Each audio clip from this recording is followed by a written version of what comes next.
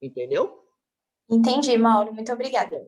No caso de compactação, estamos nessa quarta hora aula, né? Falando em série de compactação, o Proctor, então, ele descobriu que tinha uma certa umidade ótima, né? Ele padronizou, ele falou, depois ele classificou com o número de golpes, enfim, ele normalizou e ficou assim até os dias de hoje.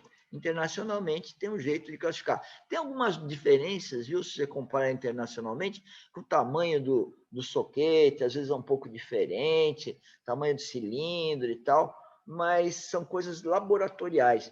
E por isso que às vezes as normas, geralmente as normas brasileiras são copiadas das outras, porque, lógico, são países mais desenvolvidos, inclusive eles começaram isso, então a gente tem que seguir atrás, mas tem coisas que não cabem muito para nós. Então, aí nós temos um ensaio de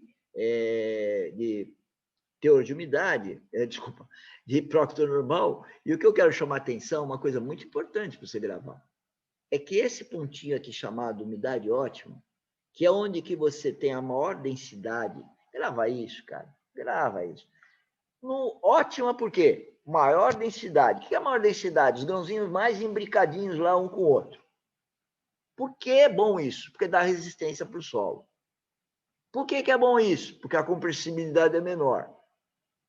E por que é bom isso? Porque a permeabilidade é menor também. É difícil a água passar pelos grãozinhos, porque estão todos espremidinhos lá ali. Mas uma outra coisa importante é dizer que essa região que dá o ótimo está situada em mais ou menos um grau de saturação de 80%. O solo não está saturado. Ele está em 80%. Porque tem uma ideia equivocada, às vezes, que você por muita água, você compacta mais. Isso vale para areias.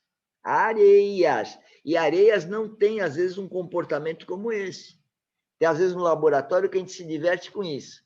O cara fala que a areia é alguma coisa, mas se comporta com argila. Às vezes ele fala que é uma argila alguma coisa, mas está se comportando com areia.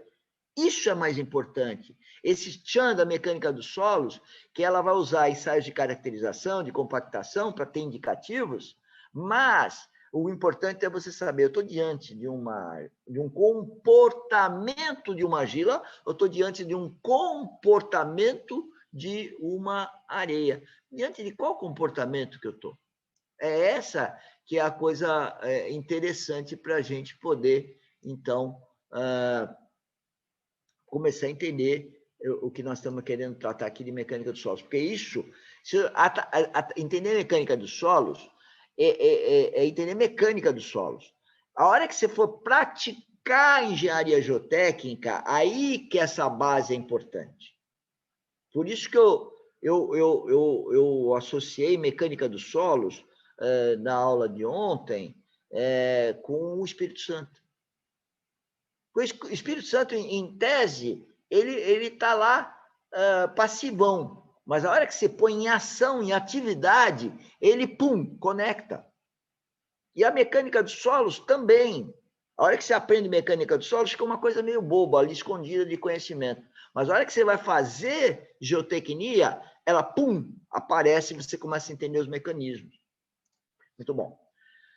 Então, a curva, o ramo seco, o ramo úmido, aí tem como calcular o grau de saturação, dizer que a ótima está em torno de 80%, vai falar das faixas de densidade, de umidade, dos solos argilosos, arenosos, siltosos,